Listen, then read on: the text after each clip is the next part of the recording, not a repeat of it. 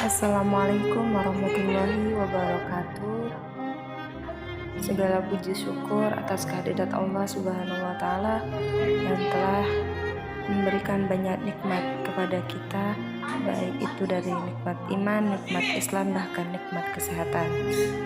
Selawat bertanggalkan salam tak lupa kita curahkan kepada Nabi besar, Nabi agung, yakni Nabi Muhammad SAW.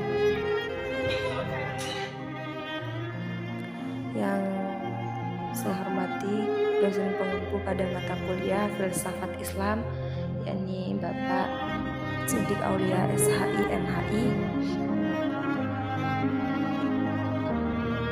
Perkenalkan, nama saya Fitri Ramadhani dari kelas HKI 1B.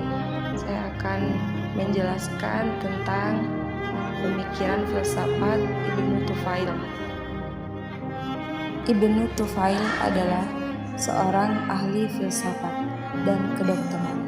Memiliki nama lengkap Abu Bakar Muhammad bin Abdul Malik bin Muhammad bin Abu Tufail Al-Qashi, tapi lebih terkenal dengan nama Al-Andalusi atau Al-Qurtubi Al-Ishbili.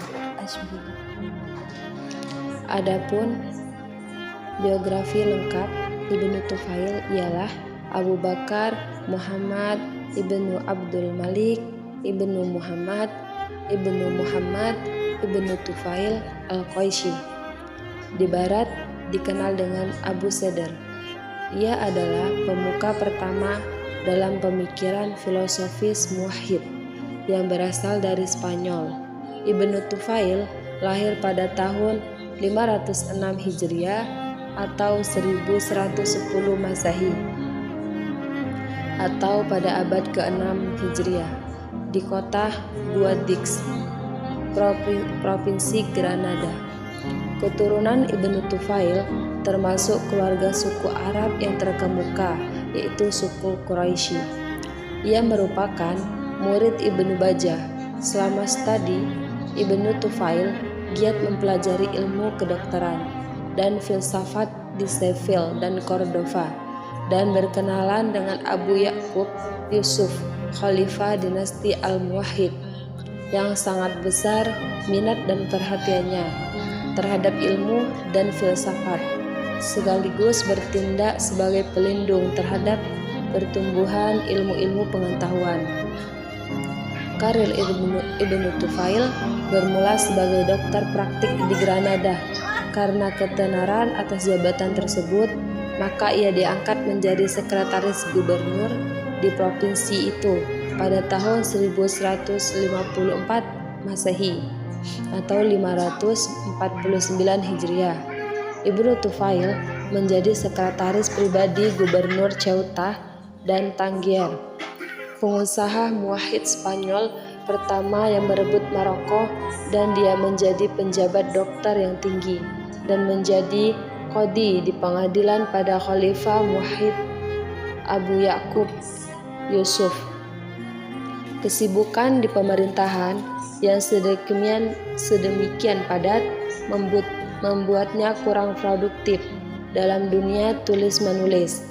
Namun beberapa tema sempat ditulisnya, misalnya kedokteran, astronomi, dan filsafat.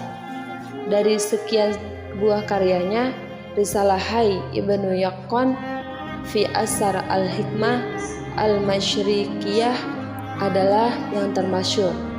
Kitab ini mempresentasikan pemikiran Ibnu Tufail dalam ranah filsafat. Ibnu Tufail tergolong filosof dalam masa skolaristik Islam. Pemikiran kefilsafatannya cukup luas, termasuk metafisika.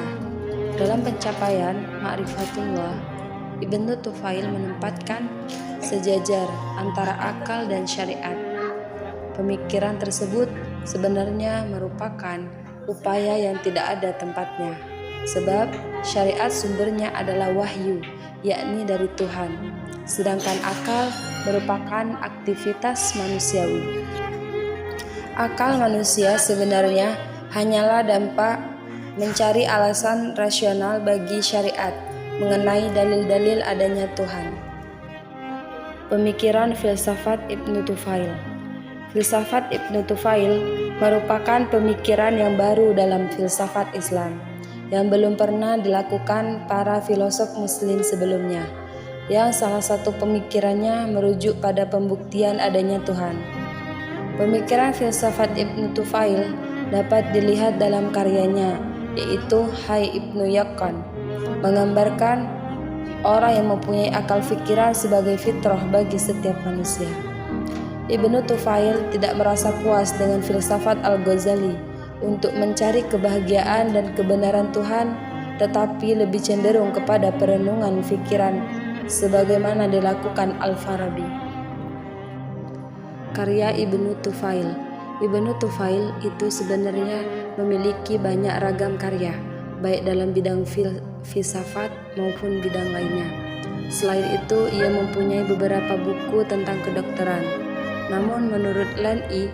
Goodman, Ibnu Tufail bersama Ibnu Rashid telah menulis sebuah risalah ilmu kedokteran yang akhirnya disempurnakan oleh Ibnu Rashid, sehingga Ibnu Rashid terkenal sebagai Averroes yang mempunyai karya monumental dalam bidang kedokteran, sehingga pada saat itu Ibnu Tufail dianggap sebagai figur revolusioner di Andalus. Namun hanya tersisa satu saat ini, yaitu Ibnu Tufail, yakni Hai Ibnu Yaqzan.